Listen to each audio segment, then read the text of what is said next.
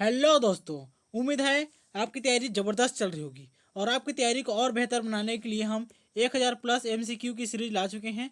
यदि आपने हमारा पिछला दोनों पार्ट नहीं देखा होगा, ये हमारा पर्वत पठार का तीसरा पार्ट है। यदि आपने हमारा पिछला दोनों पार्ट नहीं देखा होगा तो जाकर जरूर देखें, क्योंकि जो पिछले दोनों पार्ट को देख चुका होगा उसके लिए यह जो तीसरा पार्ट है एकदम ईजी रहने वाला है, क्योंकि फैक्ट एक दूसरे से जुड़े हुए हैं दोस्तों। ठीक है, तो जाकर जरूर देखें, लिंक डिस्क्रिप्शन में दिया गया है। ठीक है, तो आइए हम देखते हैं हमारा पहला प्रश्न क्या है। देखिए, इस राज्य के प्राकृतिक विभागों में निम्नलिखित में से कौन सा सम्मिलित नहीं है। ठीक है, तो पिछली वीडियो में मैंने बताया था, मान लीजिए छत्तीसगढ़ का नक्शा है, तो छत्तीसगढ़ को कितने भागों में, 4 भागों में बांटा गया है। ठीक है, तो देखिए, ये जो नीचे वाला हिस्सा है इसको क्या कहते हैं, दंडकारण्य अथवा बस्तर बेसिन कहते हैं। ये बीच वाला हिस्सा है इसको क्या कहते हैं, महानदी या छत्तीसगढ़ का मैदान कहते हैं। ठीक है, और जो ये वाला हिस्सा है इसको क्या कहते हैं, जसपुर सामरी पाट प्रदेश कहते हैं अथवा जसपुर बेसिन कहते हैं। इस हिस्से को क्या कहते हैं, सरगुजा बेसिन अथवा पूर्वी बुंदेलखंड पठार कहते हैं। ठीक है, तो इसमें से कौन सा नाम नहीं आ रहा है, द मतलब दक्कन का पठार इसमें से क्या है, सम्मिलित नहीं है। चलिए नेक्स्ट प्रश्न है हमारा, निम्नलिखित में से कौन सा विंध्य श्रेणी से संबंधित है। तो देखिए दोस्तों, इसको क्या पढ़ना है, देखो विंध्य को क्या पढ़ना है, आपको विंध्यक पढ़ना है। क्या पढ़ना है, विंध्यक पढ़ना है। ठीक है, तो देखिए विंध्यक से क्या हो जाएगा, विंध्यक के विंध्य से क्या हो जाएगा, विंध्य श्रेणी, और क से क्या हो जाएगा, कैमूर। ठीक है, कैमूर पर्वत। चलिए ठीक है, नेक्स्ट प्रश्न है हमारा, किस जिले में सीतालेखनी पहाड़ है। तो देखिए दोस्तों, इसको भी याद रखने का एक जबरदस्त शानदार तरीका है। देखिए, स से सीता, स से सूरजपुर। ठीक है, स से सीता, स सूरजपुर। सीता में क्या लगा है, ई की मात्रा लगा है, और सूरज में ऊ की मात्रा लगा है। तो सरगुजा, तो सरगुजा में क्या लगा है, सरगुजा में मात्रा नहीं लगा है। ठीक है, तो क्या लेना है, स से सीता, स से सूरजपुर। ठीक है, ये जबरदस्त ट्रिक है, इसको आप आसानी से याद रख सकते हैं। चलिए नेक्स्ट है, रामगिरी की पहाड़ियाँ इस पर्वत श्रृंखला का भाग है। तो दोस्तों, रामगिरी में आपको क्या लेना है, राम को लेना है, और राम क्या थे, सतपुरुष थे, तो सतपुरुष से क्या हो जाएगा, सतपुड़ा। ठीक है, नेक्स्ट प्रश्न है हमारा, चांग बखार पहाड़ी स्थित है। तो देखिए दोस्तों, चांग बखार का विस्तार कहाँ है, कोरिया और सूरजपुर में है। कहाँ, कोरिया और सूरजपुर में स्थित है। ठीक है, और यहाँ की श्रृंखला का हिस्सा है, तो कैमूर पर्वत श्रृंखला का भाग है। ठीक है, जिसकी सबसे ऊंची चोटी क्या है, तो देवगढ़ है। क्या है, देवगढ़ है दोस्तों। इसकी ऊंचाई कितनी है दोस्तों, 1033 मीटर है दोस्तों। ठीक है, इन सब फैक्टों को मैंने पिछली वीडियो में बता चुका है। ठीक है, इनके पिछले दोनों पार्ट को जरूर, तो इसका आंसर क्या रहेगा दोस्तों, कोरिया। ठीक है, नेक्स्ट है हमारा, देवगढ़ की पहाड़ियाँ छत्तीसगढ़ राज्य के किस भौतिक प्रदेश में आती हैं। ठीक है दोस्तों, तो देखिए, तो आपको मैंने पिछली वीडियो में कुछ फैक्ट बताया था, उसको दोबारा रिवीजन कर लेते हैं। ठीक है दोस्तों, तो देखिए, ये जो हिस्सा है, इस हिस्से को क्या कहते हैं, जसपुर बेसिन कहते हैं। इस हिस्से को क्या कहते हैं, सरगुजा बेसिन कहते हैं। ठीक है, तो सरगुजा बेसिन को क्या कहते हैं, पूर्वी बुंदेलखंड का पठार कहते हैं। अब मैंने आपको क्या बताया था, कि जो देवघर की पहाड़ी है, ठीक है, यह कहाँ स्थित है, कोरिया में स्थित है। ठीक है, और कोरिया में क्या है, इसकी ऊंचाई कितनी है दोस्तों, तो 1033 मीटर है दोस्तों। साथ में जो देवगढ़ में ही क्या है, सबसे उच्च भूमि है। ठीक है, उच्च भूमि है, और इसका जो उत्तरी हिस्सा है ना, वहाँ क्या होता है, सर्वाधिक वर्षा होता है। क्या होता है, सर्वाधिक वर्षा होता है। इतनी बातों को आपको ध्यान में रखना है दोस्तों, इससे क्वेश्चन बनता ही बनता है। ठीक है, तो दोस्तों इसका आंसर क्या होगा, देखिए, तो वह होगा पूर्वी बुंदेलखंड का पठार। चलिए नेक्स्ट है हमारा, देवगढ़ के पहाड़ी के उत्तरी क्षेत्र है। ठीक है, जस्ट अभी मैंने आपको क्या बताया, इसका क्या रहेगा, अधिक वर्षा वाला। ठीक है, चलिए रुकिए दोस्तों, इसमें क्या है, अधिक वर्षा और क्या है, बहुत अधिक वर्षा। तो ऐसे ऑप्शन रहे तो क्या लेना है आपको, बहुत अधिक वर्षा लेना है। ठीक है, चलिए नेक्स्ट है हमारा, देवगढ़ उच्च भूमि छत्तीसगढ़ के किस भाग में विस्तृत है। तो इसका आंसर रहेगा उत्तरी भाग। ठीक है, यहाँ क्या होता है, यहाँ क्या है, उच्च भूमि है, और यही क्या होता है, बहुत अधिक वर्षा होती है। ठीक है, चलिए नेक्स्ट प्रश्न है हमारा, निम्नलिखित में से कौन सी सीमा छत्तीसगढ़ के पहाड़ी इलाकों का हिस्सा नहीं है। ठीक है, तो देखिए दोस्तों, जो अरावली पर्वत है, ठीक है, यह है छत्तीसगढ़ का हिस्सा नहीं है। ठीक है, ये कहाँ का हिस्सा है, तो देखिए यह क्या है, गुजरात का हो गया, राजस्थान का हो गया, हरियाणा और दिल्ली, इन चारों में फैला हुआ है दोस्तों। ठीक है, तो आपको इतनी बातों को ध्यान में रखना है।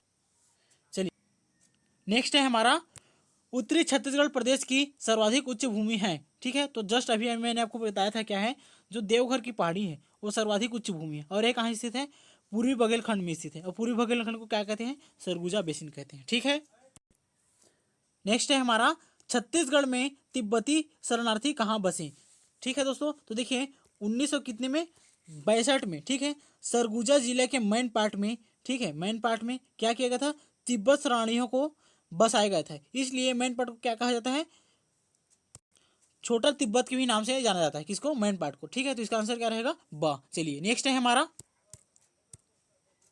मेन पार्ट में तिब्बतियों को किस वर्ष बसाया गया था। ठीक है, तो इसका आंसर रहेगा ब, 1962। चलिए नेक्स्ट है हमारा, इस राज्य का सबसे ऊंचा भाग है, तो इसका आंसर है द, सामरीपाट प्रदेश, जिसको क्या कहते हैं, गोरलाटा के नाम से भी जानते हैं। ठीक है दोस्तों, तो आपको याद में रखना है, ध्यान में रखना ही है। नेक्स्ट है हमारा, इस राज्य के उत्तरी भाग में निम्नलिखित में से कौन सा पाठ सबसे अधिक ऊंचा है। ठीक है, तो इसका आंसर रहेगा ब, सामरीपाट प्रदेश। ठीक है दोस्तों, और देखिए इसकी ऊंचाई कितनी है, 1225 मीटर स्थित है। ये कहाँ स्थित है, बलरामपुर में स्थित है दोस्तों। ठीक है, और यह किसका हिस्सा है, तो यह गोरलाटा का हिस्सा है। ठीक है दोस्तों, और ना यह जसपुर बेसिन में स्थित है। ठीक है, चलिए नेक्स्ट है हमारा, गोरलाटा चोटी छत्तीसगढ़ के किस पार्ट में स्थित है, तो द रहेगा सामरीपाट प्रदेश।